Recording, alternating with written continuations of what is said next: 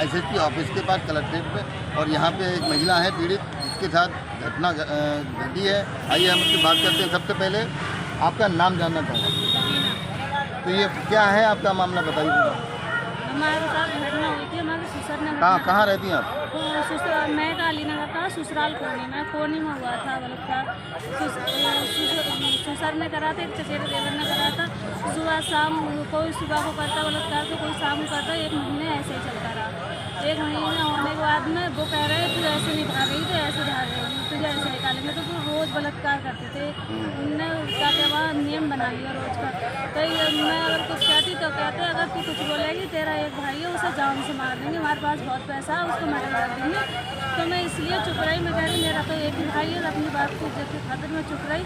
तो फिर भी मारते रहते थे, तोड़ते मारते, धमकी बहुत देते थे मारने तोड़ने की। तो क्या कहते हैं, मुझे मार के नहीं मेरे 100 फीटर रोड पर छोड़ा। इनने सब लोगों ने खूब मिल के मारा। इसमें मेरी सास भी शामिल थी, मेरे पति भी शामिल था, मेरा देवर, मेरे चचिया ससुर सभी शामिल थे जितने लोग थे। तो क्या कहते हैं, मुझे इन सब लोगों ने मतलब जो बलात्कार होता था आपने उसका विरोध नहीं किया कभी? किसी से शिकायत नहीं की अपने घर वालों से? तो मुझे खून ही नहीं देते थे, धमकी देते थे तेरे भाई को जान से मार दूंगा, तेरे भाई का मर्डर कर दूंगा, तेरे भाई को जान से मार दूंगा, हमारे पास बहुत पैसा। तो मैं इससे डर के मारे कुछ कहती नहीं थी, चुप रहती थी। वो मेरे भाई को धमकी देते थे। तो सब लोग मारते थे, रोज बलात्कार करते थे सुबह शाम। तो मैं क्या कहते तो शोहर से अपने नहीं किया, साथ से नहीं किया? तो वो सब लोग मिलेंगे थे, सब मिलके करवाते थे। सबकी मर्जी से होता था, जो होता था सबकी सलाह से? हाँ, सबकी सलाह से होता था। तो इन लोगों ने सोचा इसमें को कुछ राय है, तो इन लोगों ने प्लान बनाया। तो मुझे 100 फीटर रोड पर छोड़ के आए थे। 100 फीटर रोड पर से मेरी खाला के पास में है। मैं अपनी खाला घर पहुँची, उनसे मेरे पापा के पास फोन आया। मेरे पापा और मम्मी मुझे लेने गए, तो मुझे घर पे लेके आए। देखिए, ये है महिला की कहानी। घटना जो भी हुई है पूरी महिला ने अपनी जुबानी पूरा बताई परिवार है और उसके चचिया ससुर हैं और बाकी और लोग हैं जिन लोगों पर एलिगेशन लगाए हैं महिला ने। आइए हम उनसे बात करते हैं, क्या कुछ कहना है इन लोगों का। सबसे पहले आपका नाम जानना चाहूंगा। भूरे खान। तो भूरे खान जी, आप यहाँ ही रहते हैं? नहीं, यहाँ रहता हूँ, मैं डेलापीर रहता हूँ। तो डेलापीर रहते हैं। जो महिला ने जो आपके यहाँ जो शादी हुई थी वो कौन है और क्या ऐसी बात रही जो उसने ये एलिगेशन लगाए? वो मेरे भतीजे की बीवी है, मेरा भतीजे की बीवी है। और उसके बाद यहाँ सब कुछ शांत था, सब कुछ सही था। उसकी मम्मी ने ही सब भड़काया, सब काम बिगाड़ा है। दूसरी बात यह है कि उसके फूफा ने मुझे भेजा कि लिवा के लाओ। उसके फूफा ने, फूफी ने, दोनों लोगों ने मुझे भेजा वहाँ लिवा के लाओ, उसके कहने पे, उसकी माँ के और बाप के। उसके बाद मैं लिवा के लाया, शांतिपूर्ण सब कुछ राजी खुशी, और यहाँ पे रही भी। उसके बाद उसकी माँ का फिर फोन आया, क्या क्या माँ ने क्या नहीं किया। उसके बाद उसने यहाँ पे ड्रामा अपना शुरू कर दिया। इतना आतंक करा, बहुत ज्यादा बोली। कितने दिन हो गए शादी हुए? शादी करिए लगभग, अब इस टाइम तो 5वां महीना चल रहा है।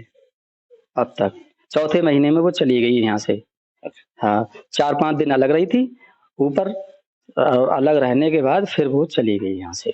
ऐसी क्या वजह रही जो ये जैसे इस तरह से यहाँ तक बात आई, क्या वजह रही है? ये तो दोनों मियाँ बीवी के बारे में होगी, क्या बात है, हम लोगों को तो कुछ पता है नहीं आपस में क्या उनमें बातें हुई हैं। आप लोग घर के बड़े हैं जी। तो आपको कभी आपकी जानकारी में ये बात नहीं आई? मेरी जानकारी में यही आई है कि उनके पापा और उनकी मम्मी कह रही थी कि हमारी लड़की को परेशान कर रहे हैं। तो मैंने कि मैं जाके देखता हूँ। मैं यहाँ आया तो मैंने लड़की से बात करी, तो बोली ऐसी कुछ बात नहीं है, मैं अलग रहूंगी। तो हमने कि अलग रहो।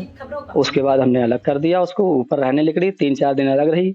उसके बाद फिर वो बोली कि मैं नीचे रहूंगी। तो हमने बोले कि परिवार है सब, नीचे कैसे रह सकती है, ऊपर रहो। 3-4-5 कमरे हैं बने हुए, 4 कमरे हैं बने हुए, इससे ऊपर ही रहो आप। वो बोली नहीं मैं नीचे लूंगी, नीचे वाला कमरा, ये वाला कमरा लूंगी। तो हमने ऐसा तो नहीं हो सकता, आप नीचे रहोगी। तो नीचे तो सास ससुर रह रही हैं, परिवार रह रहा है। अच्छा ये बताइए, परिवार है, ये सब है, अच्छे लोग भी दिख रहे हैं, ऐसी क्या बात रही जो इतना खतरनाक आरोप लगाते हुए? बलात्कार एक बहुत बड़ा गुनाह होता है, और वो भी अपने ससुर के लिए और अपने चचेरे देवर के लिए, ठीक है? तो वो ऐसी क्या वजह रही जो इतना गंभीर आरोप उसने लगाया आपकी लड़के की? देखिए, ये एक साजिश है और एक जुर्म है, एक तरीका से।